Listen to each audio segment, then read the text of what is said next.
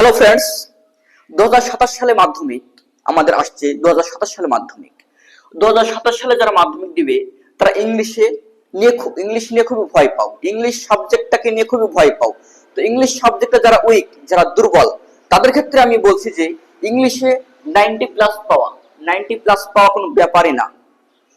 শুধু একটু মাত্র তোমাদের কশাস হতে হবে, একটু অ্যালার্ট হতে হবে, একটু সচেতন হতে হবে। যদি সচেতন, অ্যালার্ট, কশাস না হও তাহলে 90 প্লাস পাবা না।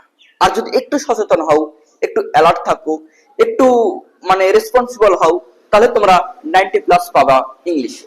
তো ইংলিশে কিভাবে যে 90 প্লাস পাওয়া যায়, কিভাবে ইংলিশে স্কোর ভালো হয়, হাই লেভেলের স্কোর হয়, 90 প্লাস পাওয়া যায়, সে সম্পর্কে আমি আজকে আলোচনা করব। আজকে ফুল আলোচনা দেখতে থাকো, তবেই তোমরা বুঝতে পারবা যে ইংলিশে কিভাবে আমরা 90 প্লাস পাবো। ইংলিশ একটা খুবই একটা সিস্টেম্যাটিক একটা সাবজেক্ট। দেখো, প্রথমে আমি সাবজেক্টটা বুঝিয়ে দিচ্ছি তোমাদেরকে। সিন থাকবে 20 মার্কের, আনসিন থাকবে 20 মার্কের, 20 20 40 হয়ে গেল। এখানে গ্রামার 12, ভোকাবুলারি 8, দিয়ে গ্রামার এন্ড ভোকাবুলারি মিলি 20 মার্কের, এবং রাইটিং স্কিল 30 মার্কের। এই মোট আমাদের 90 মার্কের রিটেন পরীক্ষা এবং 10 মার্কের প্রজেক্ট দিয়ে টোটাল 100 মার্ক। তো যদি 90 প্লাস পেতেই চাও তাহলে তোমাদেরকে একটা কথা মনে রাখতে হবে যে এই সিন আর আনসিন, সিন এবং আনসিন যা আছে একটাও ভুল করা যাবে না। এখানে 40-এ 40 পেতে হবে, সিন আনসিন মিলে 40-40 পেতে হবে, এবং গ্রামার 12-তে 12 পেতে হবে, এবং ভোকাবুলারি যে 8 থাকে, মানে তোমার 4টি কোশ্চেন থাকে, এক একটা কোশ্চেনের মান হলো 2, তাহলে 4 2 8। এই 4টি কোশ্চেন আমাদেরকে একটু দেখতে হবে। এখানে 4টি কোশ্চেন সম্ভবত অনেকজনই পারে না, বা ভালো ছাত্র যদি হয় হাই লেভেলের তবে পারে, কিন্তু অনেকজনই পারে না 4টি কোশ্চেন। তবে আমাদেরকে এখানে 3টি ঠিক করার চেষ্টা করতে হবে, 3টি। এবং যে রাইটিং স্কিল আছে 30 মার্কের, এই 30-এর মধ্যে তোমার 30-এ 10 10 কিন্তু 3টিতে 30 দিবে না। একটু তার জন্য আমাদেরকে খেয়াল রাখতে হবে যাতে করে 8-এর বেশি পাই। কিভাবে যে 8 বেশি পেতে হবে, 8-এর বেশি পেতে হবে আমাদের প্রত্যেকটা রাইটিং এ 3 8 24, অর্থাৎ 8-এর করে বেশি পেতে হবে, মানে 8.5 করে পেতে হবে। এবার একটা রাইটিং এ 10-এর মধ্যে 8.5 বা 8 কিভাবে পাওয়া যায়, সে ফুল স্ট্র্যাটেজি, ফুল প্ল্যান আমার এই চ্যানেলে আসছে। এবং আমার প্রত্যেকটা ভিডিও দেখতে থাকলে তোমরা রাইটিং এ 30-এ 26 24 পেয়ে যাবে, কোনো টেনশন নাই। কারণ এই যে রাইটিং স্কিল যে শেখানো হয় সেটা হলো একদম স্ট্র্যাটেজি ভাবে, একদম হাতে কলমে শেখানো হয়, যাতে করে 10-এর ভিতরে 8.5 8 পাই, এইভাবে শেখানো হয়। আরেকটা ঘটনা দেখিলাও যে আমাদের গ্রামার তো এবং ভোকাবুলারি 20 মার্কের আছে, গ্রামার এবং ভোকাবুলারি 20 মার্কের আছে, এবং কোন পার্ট থেকে কোন পোরশন থেকে কত মার্কের আসছে এটা দেখে নাও। আর্টিকল এন্ড প্রিপোজিশন থেকে আসবে 3 মার্কের, কারেক্ট ফর্ম অফ ভার্বস থেকে আসবে 3 মার্কের, ফ্রেজাল ভার্বস আসবে 3 মার্কের, 3 3 9। আর voice, narration, joining, splitting, transformation of sentence থেকে আসবে 3, অর্থাৎ voice, narration, joining, splitting, transformation of sentence, এই 6-7টা বিষয় মিলে 3 আসবে। আর আর্টিকল প্রিপোজিশন যদি করো 3, কারেক্ট ফর্ম অফ ভার্বস থেকে 3, ফ্রেজাল ভার্বস থেকে 3। আমাদের এই যে 3টি বিষয় আছে, 3টি topic, article preposition, correct form of verbs এবং ফ্রেজাল ভার্ব, এই 3টি টপিক আমাদেরকে একদম জোর কদমে, একদম ভীষণভাবে প্র্যাকটিস করতে হবে, এবং এটা মুখস্থ করতে হবে এবং পড়তে হবে আমাদেরকে। এবং এই যে টপিক গুলো, এগুলো আমাকে বুঝতে হবে, যে সমস্ত কনসেপ্ট গুলো আছে আর্টিকল প্রিপোজিশনের, কারেক্ট ফর্ম অফ ভার্বস এর কনসেপ্ট গুলো আমাদেরকে বুঝতে হবে, এবং ফ্রেজাল ভার্ব গুলো মানে সহ যদি আমরা পড়ি বা মুখস্থ করি তাহলে অতি দ্রুতই আমাদের মেমোরাইজ হয়ে যাবে। তার জন্য আমাদেরকে খুবই গুরুত্ব দিতে হবে বেশি পরিমাণে article preposition, correct form of verbs এবং ফ্রেজাল ভার্ব, এই 3টেতে। তারপরে তোমরা রেডি করে রাখবে voice, narration, joining, splitting, transformation of sentence.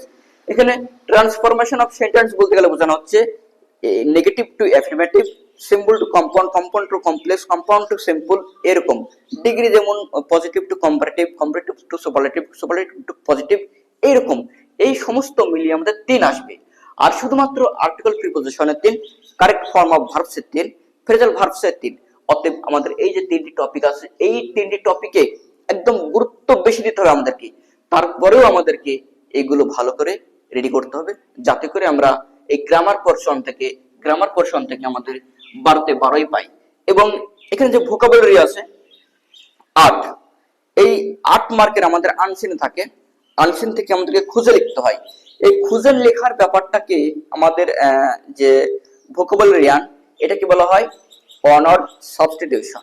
মনে করো যে একটা বড় একটা ফ্রেজ লেখা থাকলো, সেই ফ্রেজের একটা শব্দের মাধ্যমে সেই ফ্রেজটাকে এক্সপ্রেস করা হয়। সেই শব্দটা লেখা থাকে আনসিনের ভিতরে, এবং এই যে বড় ফ্রেজ, এই বড় ফ্রেজটা লেখা থাকবে কোশ্চেনে। এই যে একটা শব্দের মাধ্যমে এই ফ্রেজটাকে বর্ণনা করা হলো, ওই শব্দটা লেখা থাকবে আনসিনে। তার জন্য আমাদেরকে এই অনার্ড সাবস্টিটিউশন এবং সিনোনিমস আমাদেরকে একদম ভীষণভাবে মুখস্থ করতে হবে এবং ভীষণভাবে মেমোরাইজ করতে হবে এবং এটাকে স্টাডি করতে হবে, তবেই আমরা ভোকাবুলারিতে 8 এর মধ্যে 8 পাবো। তাহলে স্যার এই ভোকাবুলারি আমরা কোথায় থেকে মুখস্থ করবো? এটা আমি বলবো তোমাদেরকে এসপি পক্ষী এবং এসপি পক্ষীর বই বা ব্ল্যাক বুক, একটা ভোকাবুলারি বই আছে, সেখান থেকে করতে পারো। ব্ল্যাক বুক যে ভোকাবুলারি আছে, ওইখান থেকে করলে আমাদের ভোকাবুলারি অনার্ড সাবস্টিটিউশন সিনোনিমস টোটালে পেয়ে যাবে, এবং তোমরা এসপি পক্ষী বই থেকেও করতে পারো।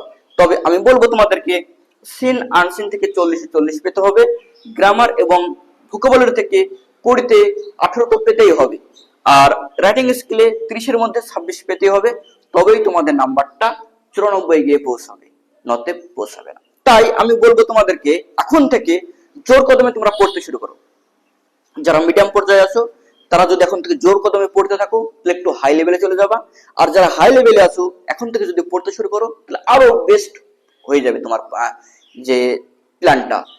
তার জন্য বলছি এই যে গ্রামার এবং ভোকাবুলারি গ্রামার পোরশনে তোমরা ভীষণভাবে জোর দাও, এবং এই যে seen unseen grammar vocabulary writing, এই রাইটিং স্কিল আমাদেরকে ভীষণভাবে জোর দিতে হবে, এবং রাইটিং 3টি পড়বে।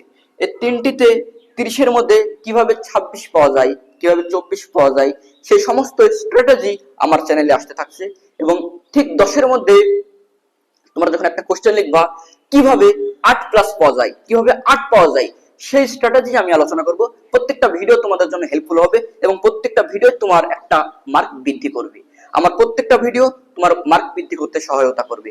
তাই আজকে তোমরা তোমাদের পড়াশোনা শুরু করে দাও এবং আমার চ্যানেলটা সাবস্ক্রাইব করে আমার পাশে থাকো, এবং কমেন্টে জানাও যে তোমরা নেক্সট পোরশন, নেক্সট ভিডিও কি সম্পর্কে চাও। তো থ্যাঙ্কস ফর ওয়াচিং। আজকে ভিডিওটা এই পর্যন্ত। আমাদের নেক্সট পার্ট আসছে ফ্রেজাল ভার্ব সম্পর্কে। Thanks for watching.